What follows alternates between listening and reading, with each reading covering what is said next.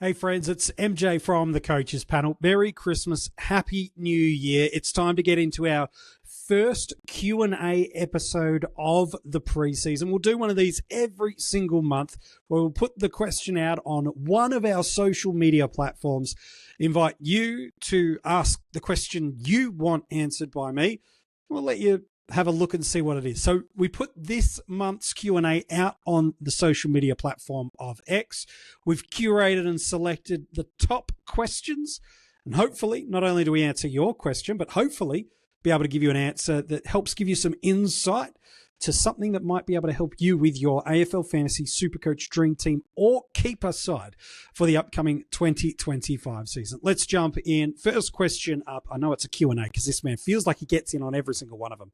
Corey Blackledge is a long time, not just supporter of the Coaches Panel, but he's a Patreon. And if you want to be like Corey and become a Patreon, all the details are in the description of this episode. His question is this: is it worth it to start a couple of players on the opening round for SuperCoach? He's suggested players like Meek and Goulden, as he doesn't really like the prospect of TDK, Ashcroft, Day, and Oliver. Well, a couple of those guys have the early bye, by the way, in Ashcroft and a Day, but I hear your question mark that you really want to put in there. I think there's a couple of overarching sentiments, and then I'll specifically answer the question. The overarching sentiment is, as a community last year, we didn't really truly know how to handle opening round, the early buys, what that would mean to our trading cadence, how it would impact our ability to generate cash, and whether or not we should be avoiding top-end guys, because I think that was the concern or the uncertainty the community had. We knew the value options of cash cows, mid-price breakouts. We could still justify it, but it was the upper end of the guys that were a little scared off. So people faded players such as a Lockie Whitfield or a Tom Green, who were perceived to be at the top of their space. Whitfield had a bit of value into him, but a lot of the community freaked off these guys. But a Green, for example, flies out of the gate and just banks a massive, not only small cash generation, but more importantly, which is why you're getting them, huge points on top of them and really set you apart from the pack. And so looking at a Goulden type, for example, if you were to go there, he needs to come out of the gate absolutely swinging strong for you to be able to really justify that. Meek's a little different because you're hoping for a little bit of inbuilt value. I don't think there's a huge amount there, depending on the format you're in. SuperCoach, he was really strong for us last year, so you're hoping he can elevate his game again with another preseason and the Hawks improving. Whether or not that's going to happen, I've got my own opinion on that, but I think you're looking for those kind of sentiment and elements. So yes, we do know how to manage our buys a little bit better. We do know how we can afford these top ends. There's two last thoughts I have on that before we jump into the next question, Corey. One is the addition of the flex and the additional player on field during the buys. So best 18 for those rounds 2, 3, 4. We now have an extra spot on field. So 23 of the 18, not 22 of the 18. So arguably you can build a pretty compelling pathway to go, you know what, I can load up that little bit more on every single week if I need to with these buys, because I've got an extra scoring output avenue with this flex position. So that's absolutely something to hold fast and validate and to ponder as you get there. The second component of that is, if they don't score well in opening round, maybe don't throw out the baby with the bathwater. People did that with Max Gordon last year across all the formats, but in SuperCoach, he went, I think it was low 70s, or 72 was what he got in that opening round. And then they pivoted off and changed structures. And he was probably one of the best scorers over the first 3 months of the season. Now, if you went from a Gorn to a Cherry, it probably wasn't a disaster. But the point is still, an opening round element isn't the ultimate definer of why you shouldn't jump off or on a player. So to me, I think the answer is yes, it's worth it. You've just got to balance that risk component out with other selections in your side. So a great question, Corey, to kick us off. Let's go to the next one. Tom Hales had a fantastic AFL Fantasy last year. So he's asked, are there any value defenders without the early buy? Look, I'm going to choose the value as under 800K. You might be looking for under 700. But I think what Tom's highlighting here, without saying it, is so much of those under 800k stepping stones that we might consider for a 5 to 8 week stretch in AFL Fantasy largely have an early buy. Now, it's not a reason to not pick them, but it does affect what you do in other positions with value options. So guys like Mills, Roberts, Perryman, gosh, even a Guthrie, a Humphreys, all of these sort of players do have an early buy for us in one of those 3 spots of 2, 3, 4. So let's remove and extract them out. Let me give you 3. To be honest, Tom, I don't love any of them, but let me give you 3 that could be at least considering them. 2 of them I don't mind. One of them I really don't like, but it'd be doing him a disservice to not mention him. I think one that you could look at is a Logan Evans. Now, there's a few variables behind it. He's in at 714k, came in at that average basically of a 70 last year. It was a really important cash cow for us last year. I think what you might be looking for as a little bit of that pathway to upside is one of the 2 players that took the most kick-ins for Port Adelaide last year is Dan Houston. The other was Farrell. Houston out. It seems to be Evans is one of the leading candidates to get that space and that opportunity through that Port Adelaide backline. I think if you can combine that role, should that land, as well as Port's fixture to start, those 2 variables collide for you, Tom.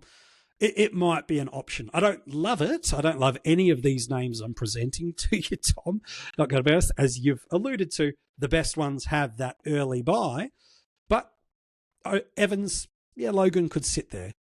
You could probably put his teammate. Oh, I hate this. I know Jordan Decina's going to love this one. Hi, Jordan. Josh Sin. I don't like this for them at all. I don't like this for Port. I don't like this from an AFL fantasy perspective, but at 452k, he's a bit of a butcher of the ball by foot, but he's got some wheels about him and he's got some speed. And if they're trying to replace some ball movement off the back line and through the wings with a little bit more speed and run and carry, then if it's that, then Sin sits into that category. Again, the same variable reasons I've mentioned around Evans is if he picks up those things, it could be an option that pops.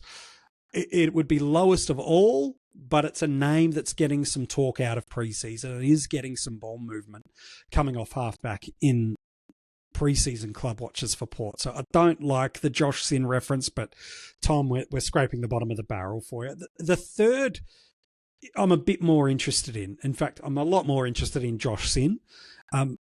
But it's Wayne Miller from the Crows. He's in it under that 600k marker. The Crows have a really favourable early fixture. And he has shown that when he's in that halfback playmaking spot, when he is injury-free, he can go 80, 85. I think an Isaac Cummings is going to play higher up the ground and be across the wings when he's fit as well. I feel like Miller is more likely to be that aggressor and playmaker. Got really nice skills, does like to take the game on. Go back and watch some of those famous moments from a few years ago where he's just fending off multiple players. Like, this guy can play football. He's just, bodies really let him down. Do the Crows need him to be that? Maybe, maybe not. But again, Tom, we're heading into dangerous territories at the moment. And so, yes, those would be 3. Do I like any of them? Not really. I'd much rather find a way to navigate my buy structures and probably look at some of those other better scoring options. But those are 3, but I don't really love any of them. The host of the Ball Boys Fantasy Podcast, Mitch Casey's got a good question in here. He's gone, how many mids do you think will average over 110 this year versus how many defenders? It's a really good question. Last year, it was just the one mid that went 110 plus, and that was Adam Treloar. And then we had a couple of defenders that did it. We had Whitfield and Sheasel. Technically, we've gained Zorko into that mix. So who do I think is going to go 110 this year? 2 defenders is that I've got. I think Whitfield's going to do it again for us. I don't think it's going to be significantly more than what he did last year, but I think he's going to do it again. And then Harry Sheasel I'm still quite confident that he's going to go 110 plus. I think on the 5 games last year that he had a centre bounce attendance of 50% or more, he still went over 110 last year. Now, again, some of that is opponents and a bunch of different variables that sit underneath that. But I think another pre-season sitting in there, I'm still optimistic that he's going to go 110. I don't know if others can get to that leap without gaining DPP. Look, there's a couple that could sit in there as possibles and smokies, like a Luke Ryan was doing that for big chunks of the year and faded late. So if they resort back to the front 2/3 of last year, the Dockers, he could sit in there. Newman, I just don't know if he's ever going to get that volume of market share with a run and carry player like Sard, also sitting in the back line. But he's a chance. Flanders, if Noble and Rioli both fall over, then he sits back into that spot. Maybe he does. I still think he's going to be good. I'm not sure Sinclair's ever going to get up to the 110 levels either, which is a high ascent. The big smoky that could do it, that has defensive status, is a Callum Mills. He's done it before. If he's released back into that midfield, I'm not saying it's going to happen, but if I was to have a smoky at who's a wild, wild west pick to go 110, Mitch, it could be Mills. But to me, I just think there's only going to be 2. I think it is going to be Whitfield and Sheasel. Some might have none, and I'd hear that argument because I don't think either of them are going 115 plus. I'm talking 110, 111, 112. In the mids, we just had the one last year in Treloar. I'm pretty bullish on a couple of mids this year. I think we could see as many as 5 midfielders go 110 plus for us, leading it off in no particular order, but an Errol Goulden did it for 85% of the year last year. It was really only the last handful of weeks where Sydney were clearly just managing their players' workloads, doing a little bit of in-game experiments for finals, learnings and observations. They had already sewn up the position that they wanted to be able to get from a finals assault forward. Now, it ultimately didn't go their way, we know, but I look at pretty much from round 1 to 21. That's 110 plus and more from Errol. So I'm still pretty confident he can do that for us. I do not think Dean Cox drastically changes everything for Errol, and he did it off not a huge centre bounce attendance rate. So to me, I'm pretty happy to put him in there. Zach Merritt's always going to be in and around that marker. He's basically a handball away from it last year. Over the better part of the decade, he's been Mr. 108 to 115. I'm confident to put him in that spot. I think there's just enough opportunity for him to be a 110, so I'll put him in there. Andrew Brayshaw, Mitch, I'm happy to put him in there. Slow start last year, flew home in the back half.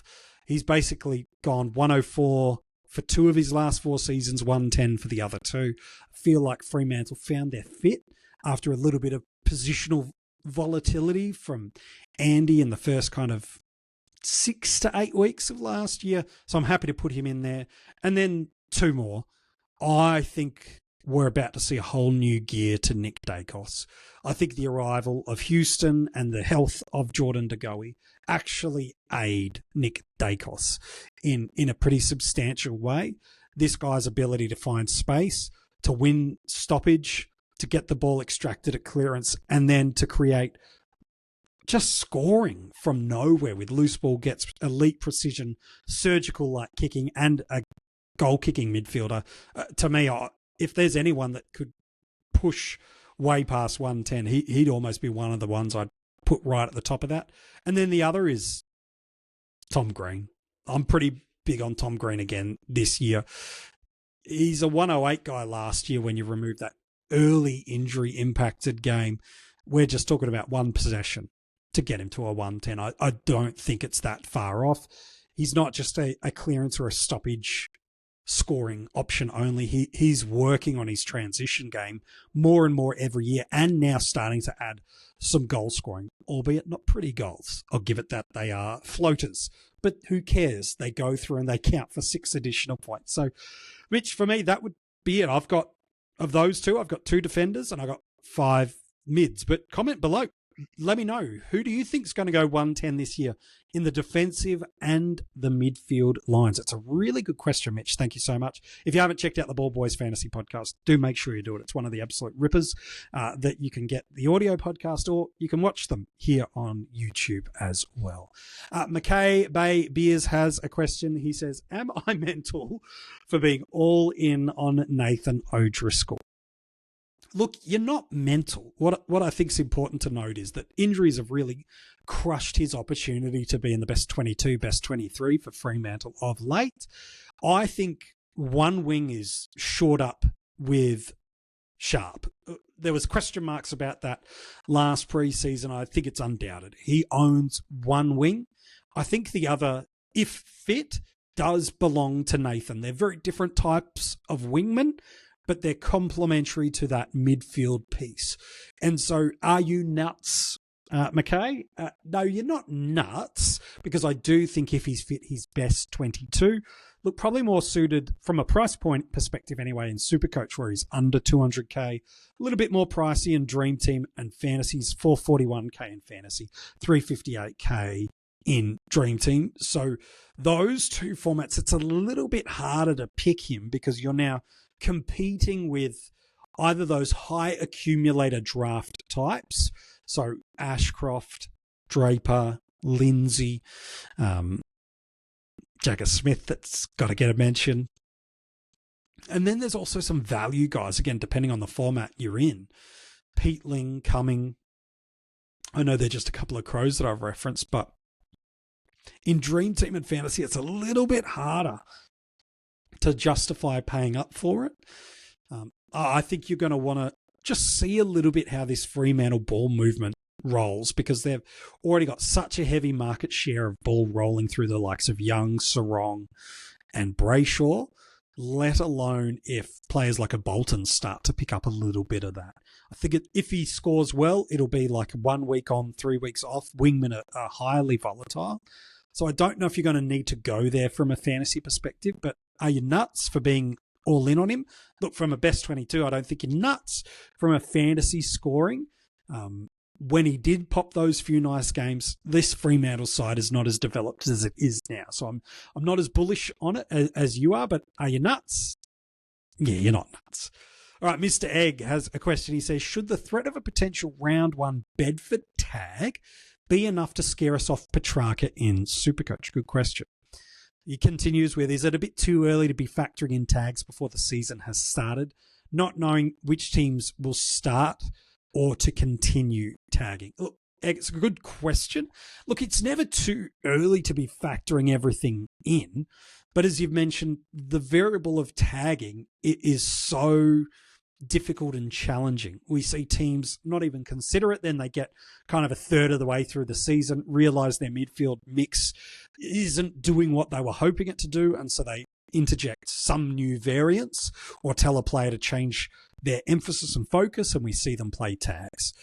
I do think from a GWS perspective, though, a Bedford or a Bedford type who is an entirely defensively minded centre bounce midfielder actually works really well for the Giants, because they've got not one-way runners, but they've got these highly offensive midfielders that they don't want to lose their ability to win the ball and then surge and focus forward. So Cornelio, Kelly, Callahan, Green, these are all guys that, while they have defensive aspects to their game, it's actually their ability to move and surge the game forward that I think is why Bedford ultimately came in as the clamp on it. So is it too early to be factoring? No, it's not. I just don't think it's the ultimate justification to rule a player out of or into consideration. What I'd say is 4 quick things specifically around Petracca and Bedford. Number 1 would be observe what happens opening round. If the Giants aren't tagging a Nick Dacos, who is arguably way more impactful to a Magpies winning result than a Petracca is to Demons in terms of match winners. If Bedford, who is also physical shape much more favourable up against Dacos, does not go that way, and Dacos does not destroy them with like 45 possessions, 3 goals, and it becomes we missed a trick in our analysis and execution. I just don't think they'd send that to Petracca. So that would be one. The two is it's not a consideration to fade, because if Bedford does go to Petracca, I can see Simon Goodwin and Christian himself just pushing himself forward of the ball and forcing Bedford into dangerous positions that he's probably not from a skill set perspective capable of matching it with track. So I can actually see Petracca doing what the Crows hoped to do with Rankin, and what the Tigers used to do with Bolton, which is start at centre bounce. If he gets the clearance, away they go. But if not, drift forward and try to get a favourable matchup, that the handover from midfielder to defender on him just gets lost a little bit in translation, and he gets himself into damaging spaces with the right opponent. So that would be one. You could argue that Oliver is still the one you should shut down and stop more. I don't think it's as definitive as it used to be, but it's still a conversation. And then just don't discount the value that in SuperCoach he's already got embedded into him. After that match, 2 of the next 3 from a midfield perspective are really, really favourable, being North Melbourne and Geelong using 2024 SuperCoach scoring. And then the match in between that is the Suns. So yeah, maybe Took plays a little bit defensively minded, but anything you lose in opening round, like a very week later, there's 150, 160, 180 territories with that North Melbourne matchup if things go his way. So those would be the factors I'd be considering, but to rule him out, no. But definitely a factor to consider in your preseason, albeit before January 1, which is when the 50 most relevant gets underway on this channel, as well as all of our audio podcast channels. If you've not followed us across the audio platforms, make sure you do so. The details are in the description of this episode. The 50 most relevant is far and above our most in-demand series that we do here at the Coaches Panel. 50 players over the first 50 days of the year. We use all of the fantasy formats. We put them into a big melting pot. I then come up with a subjective order. It's mine, it's not yours, of who I think are the most relevant players in an order for 2025. I'm joined by many of the Coaches Panel members and a bunch of our different friends and content creators from across the AFL Fantasy SuperCoach Dream Team and Keeper community. It is a series you do not want to miss. It all starts on January 1. Who do you think is going to kick off the 50? Comment below and let me know. All right, let's jump in on the next question from L. It is our first keeper-related question. He says this is, what's your thoughts, MJ, on Lachie Ash in keeper? What is his scoring outlook, especially with Whitfield as a 30-year-old? Great question. I think there's always a couple of variables that sit there to couch my perspective is how many are in your league? How many do you keep? So how many in your league is what is your on-field scoring? Is it a 5-7-1-5? Is it a 3-5-1-3? What is it? And then how many are you keeping? Are you keeping 12? Are you keeping 15 with a couple of rookies? Is it 20 or is it more dynasty style? Those variances really, really quickly put someone like an Ash for me. And are you in contention or rebuilding? These things factor for me are ultimate yes, no's, yes, no. So for example, if you're only keeping 12, doesn't matter the potential on what Ash is going to do. I would say, is he in the best 12 in your team, in the best 120 players in the league that you're forecasting to be? The answer to me is no. So keeping 12, Ash is an immediate. If it's 15, 20, okay, it starts to be a little bit more of an interactive conversation. But last year, using the AFL fantasy scoring and the keeper scoring platforms of how they go, a 77.4 was his average last year, which is okay, but that's not a top 30 defender. The pathway to his scoring upside without any variance changing in this Giant side, the most I can see him getting up to is mid-80s, and he did that for a handful of games last year. I think his last 3 to 5 were in that sort of 80-85 range. I think that is his ceiling, and that's what you're going to need him to be someone you keep. But barring a Whitfield going down with some mid to long-term injuries, the Giants are not changing much. In both their finals, let alone the home and away season, Whitfield was unbelievable. And barring some last quarter burnouts, we are talking about a team that's preliminary, if not grand final bound, just with how well they played. So I just don't see Whitfield, who is so clean and crisp. Ash, well, yeah, a really good run and carry ball user. So's Whitfield. And Whitfield's a better kick. Nothing's really changed out of their defensive six that causes me to think they're going to change too much back there. If anything, they've had some kind of squad depth move through their midfield with Cumming and Perryman kind of out of there. So to me, I don't see Ash getting much above an 80 defender this year. But for you to keep him right now, you have to be convinced that he's 80, 85 this year. I'm not. So again, unless it's a keep 20 or more in your squad, I'd probably lean towards delisting, maybe looking at a redraft, maybe in the second round or third round, depending on what those variances are. Second to last question for us. It is from Tom. He says, does anyone else think Sid Draper is going to tear it up in 2025, barring injury? I think he'll play every game. Look, I largely agree with that sentiment, Tom. I think he is going to be a really impactful player for the Crows. I think his combination of endurance running, turn of speed, ability to win clearance, and then to get into space, create separation with his speed, and then get that handball receive if he's not winning the clearance himself. It is going to be a really important piece of the puzzle for the Crows. It's not a fair comparison, but I do see a lot of hallmarks to what Caleb Sarong was and is, and how his fantasy trajectory has unfolded and SuperCoach trajectory.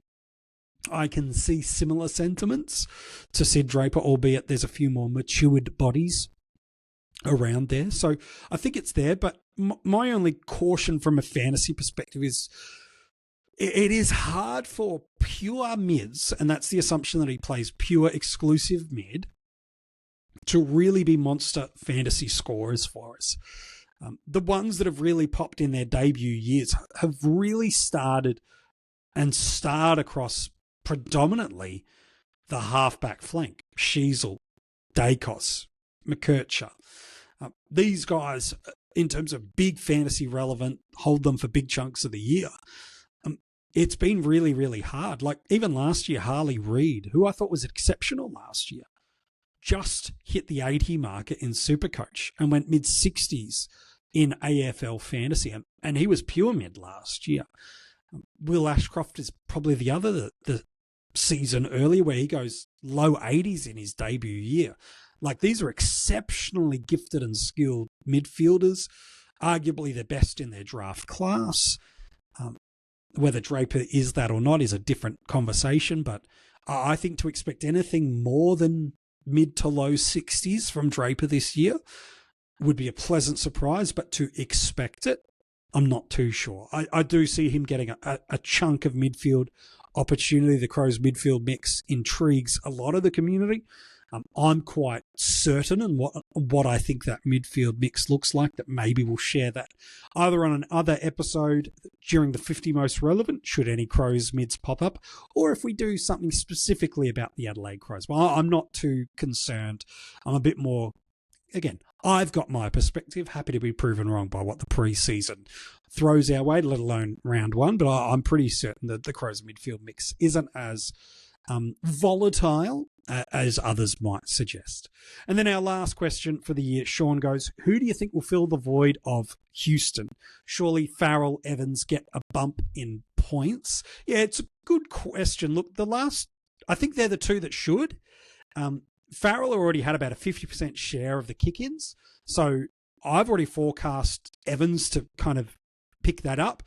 If he gets almost that exclusively, well, now we're talking about a player that we really can't ignore, and he sits in, Tom asked the questions of who could really bump. Well, now Farrell does become a really interesting prospect if he's getting 80, 90, 100% share of kick-ins, but I think it's going to be split. Evans didn't get a heap last year. I think he's the guy that inside defensive 50, he's likely to get some of that distribution and that outlet kicking. let alone the kick-ins. And then Farrell might get a fraction bump of field kicking and rebound scoring and transition scoring. I don't think for either it's going to be enough to put them into fantasy premium territory, but enough to keep them certainly draft relevant, and maybe for someone you can run for 5 to 6 weeks if you see something you like in that preseason match against the Crows, let alone their community series. If you see enough things that you like, okay, they're there. I know some think it's Burgoyne. For me, I think he's locked and destined for the wing. They need that creativity, run and ball movement up off the wing. Burton could, but I'd be leaning on the more unlikely than likely side. Sin's the other that sits in there, but I do not like his ball use. I like the speed that he brings for Port as an outcome, but I don't like his ball use, and Houston's skill was his ball use. I think these two guys feel much more safer with ball in hand. So I think probably they're the two that get the bump. Whether or not it's enough to make them relevant for us in Classic, well, we've got the whole of the preseason to discuss it. Hey, thanks so much for watching this video. We hope you've enjoyed our first Q&A episode of the 2025 preseason. We'll do another one of these in the month of January. If you haven't already subscribed to the channel, make sure you do so. Give the video a thumbs up. It does help us out here at the Coaches Panel a whole ton. And January 1, the 50 Most Relevant gets underway. 6 a.m.